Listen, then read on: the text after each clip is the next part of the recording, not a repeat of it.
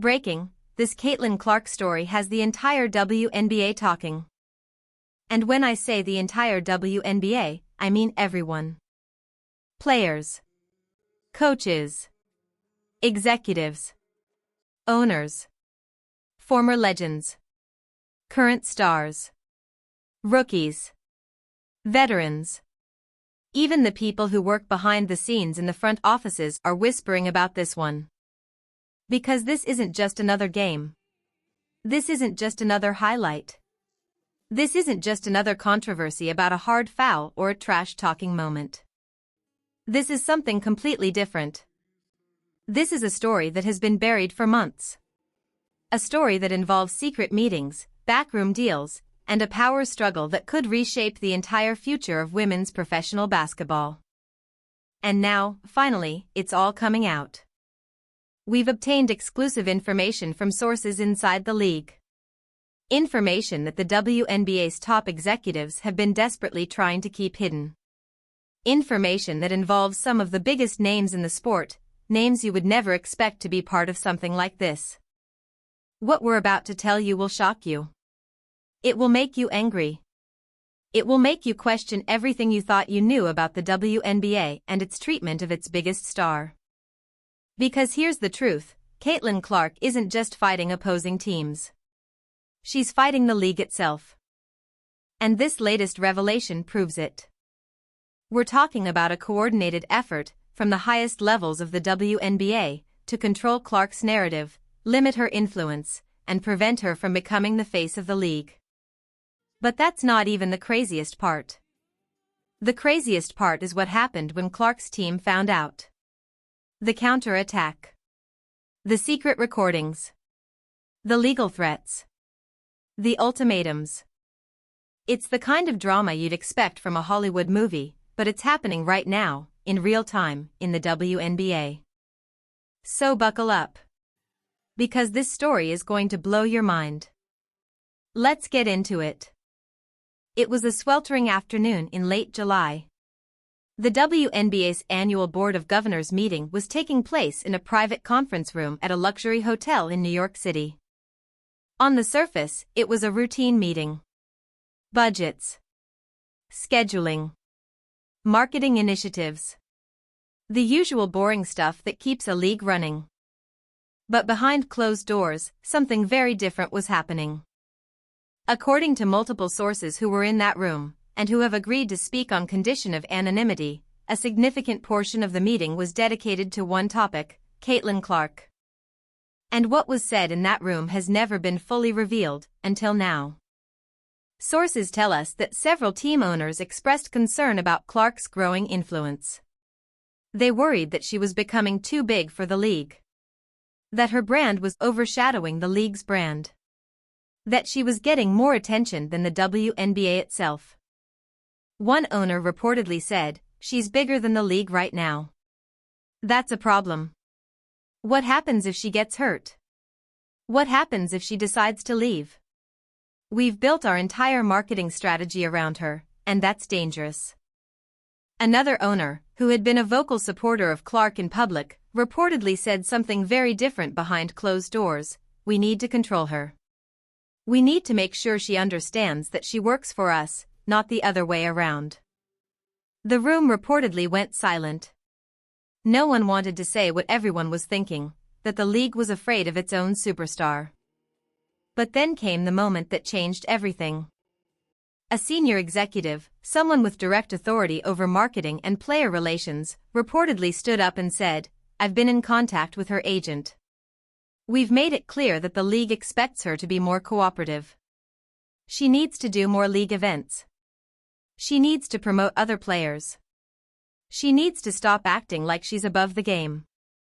That statement, "stop acting like she's above the game," was telling. Because it revealed a fundamental misunderstanding of who Caitlin Clark is. She doesn't act like she's above the game. She acts like she loves the game. And she happens to be really, really good at it. But the executive wasn't done. He continued, "If she doesn't cooperate, we have options. We can limit her promotional appearances. We can pull her from certain marketing campaigns. We can even, and I'm not saying we will, but we can make her life difficult when it comes to sponsorship approval. The room reportedly erupted into debate. Some owners were furious. They argued that Clark was the best thing that had ever happened to the league. That she was bringing in money, attention, and new fans. That limiting her would be career suicide for the WNBA. But others agreed with the executive. They wanted to humble Clark. To remind her who was in charge. One source described the tension as electric. She said, "You could cut the tension with a knife." Half the room wanted to celebrate Clark. The other half wanted to control her. And nobody could agree on what to do. In the end, no definitive action was taken. But the conversation itself was enough. Because it revealed that the league's top leadership was divided, deeply divided, on how to handle its biggest star. And that division was about to become public. Because someone in that room, someone who believed that Clark deserved better, decided to leak everything. 3 days after the secret meeting, an anonymous source sent a detailed account of what had been said to a major sports journalist. The journalist, who has a reputation for breaking explosive stories, spent a week verifying the information. They spoke to multiple sources. They cross-referenced details. They confirmed that the meeting had taken place and that the conversations had happened as described. And then, on a Friday morning, they published the story. The headline read, "WNBA executives discussed controlling Caitlin Clark in secret meeting." The article was devastating.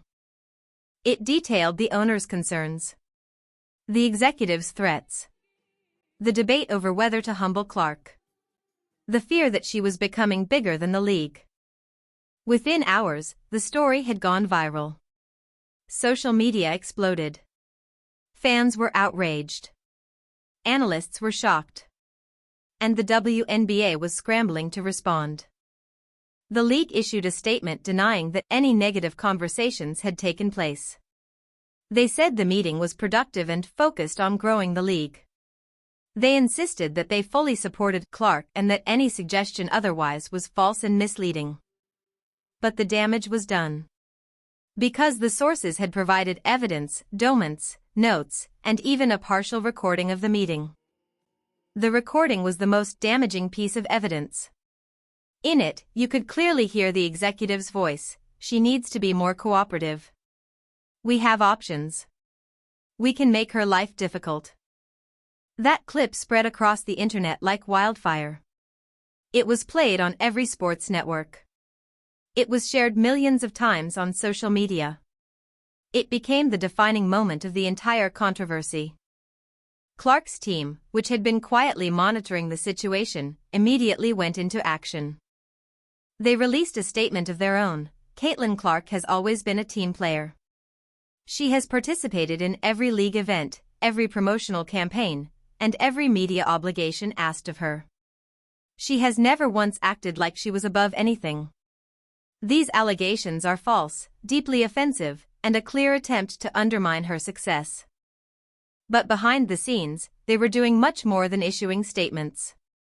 They were preparing for war.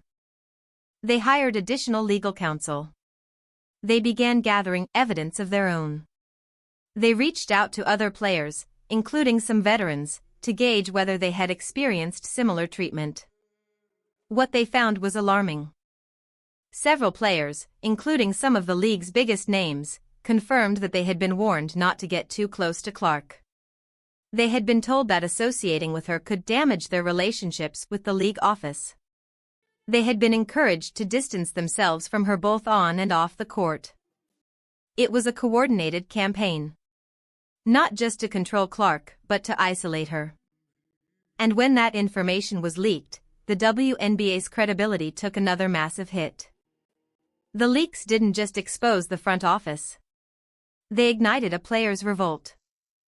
Because while the league had been trying to control Clark, they had also been alienating other players who had been watching the situation unfold with growing anger and frustration. Now, those players were speaking out. One of the league's biggest stars, a player who had always been careful to stay out of controversy, gave a stunning interview to a major sports network. She said, "I've been in this league for over a decade. And I've never seen anything like this. The way they're treating Caitlin is unacceptable. She's a rookie. She's a kid. She's done nothing wrong except be great. And instead of celebrating her, they're trying to tear her down. It's pathetic."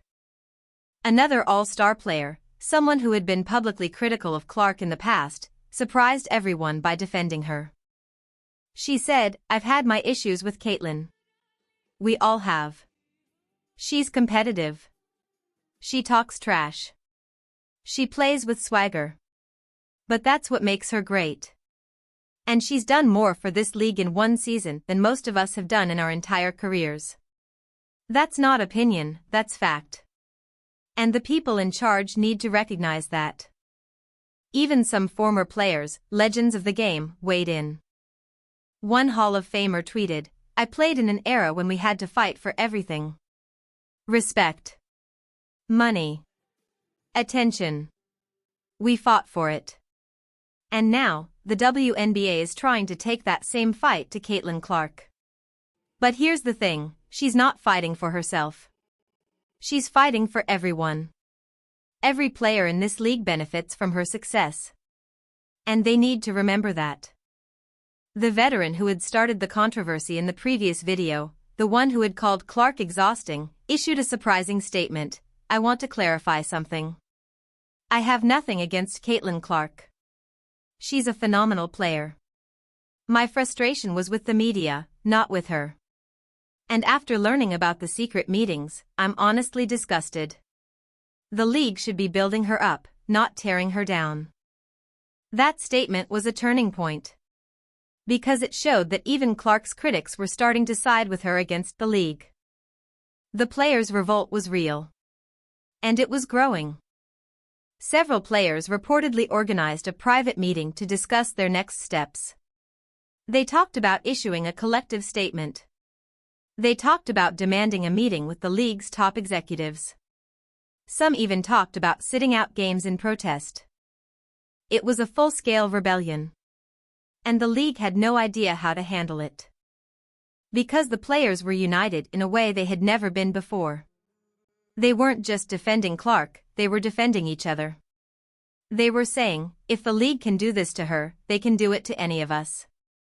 And that was a powerful message. While the players were uniting, the owners were dividing. The leaks had exposed a deep rift among the league's ownership groups. Some owners, those who had invested heavily in marketing and media, were furious that their colleagues had tried to limit Clark's influence. One owner, who had spent millions on a new arena and a rebranding campaign, reportedly said, "Are you kidding me? We finally have a player who brings in money, and you want to limit her? I didn't invest in this league to watch it fail. I invested to watch it grow. And Caitlin Clark is the engine of that growth." Another owner, someone who had been part of the secret meeting, tried to defend the conversations. "We weren't trying to harm her. We were trying to protect the league. She's a rookie. She has no experience. She needs guidance. That's all we were talking about." But that defense didn't hold up. Because the evidence was clear, the conversations weren't about guidance. They were about control. One owner, who had stayed silent during the secret meeting, finally broke her silence in an interview. "I was in that room. And I was ashamed. I watched my colleagues talk about controlling a 22-year-old woman like she was a commodity. They weren't protecting the league. They were protecting their egos. They didn't want a young, white, marketable player to become more powerful than them. And that's the truth." That quote made headlines. And it forced the league to take action. The commissioner issued a strongly worded statement, "The WNBA is fully committed to supporting all of our players. We categorically reject any suggestion that we have tried to limit any player's success. The conversations that took place were taken out of context. We will investigate these claims thoroughly and take appropriate action." But no one believed the commissioner. The evidence was too strong. The recording was too damning. And the owners' divide was too public. Some owners reportedly called for the executive who had made the make her life difficult comment to be fired. Others defended him. The tension was palpable.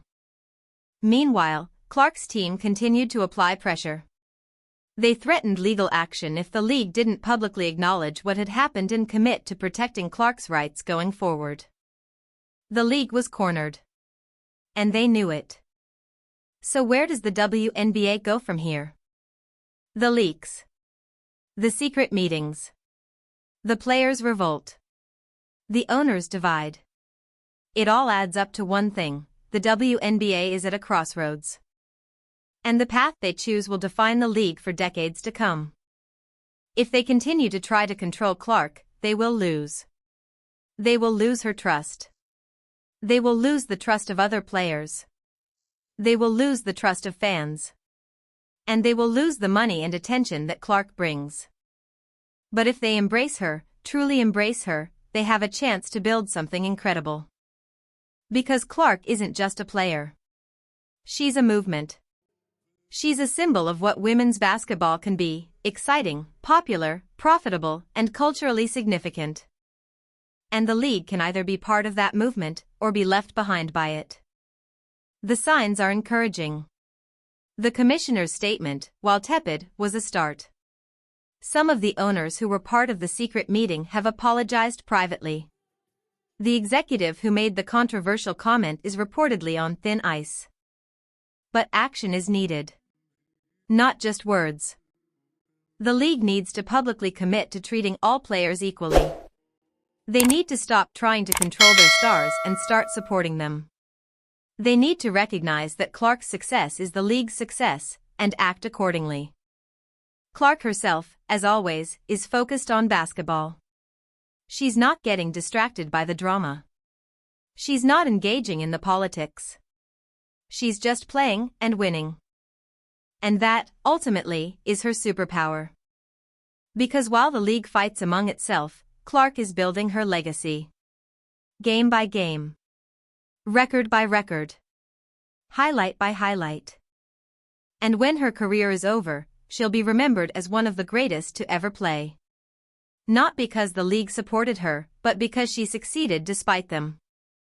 The WNBA has a choice: get on board or get out of the way. The future is Caitlin Clark. And the future is now.